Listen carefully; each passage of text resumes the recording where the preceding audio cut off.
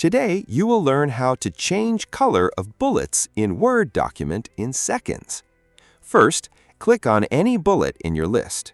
Then, go to the Home tab and click the small drop-down arrow next to the font color icon.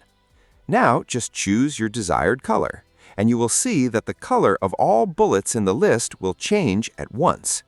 If you are working with sub-bullets, you can do the same steps separately. Just select a sub-bullet and again change the font color from the same color option. This allows you to give different colors to main bullets and sub-bullets if needed. Now, if you want each bullet to have a different color, you need to separate the list.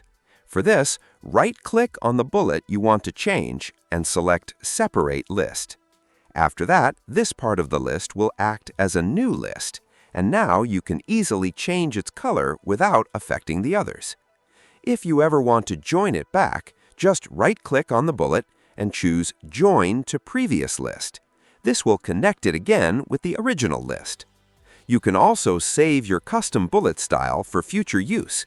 Simply select your customized bullet, click the Bullet drop-down in the Home tab, and choose Define New Bullet, or for numbers, Define New Number format, then press OK.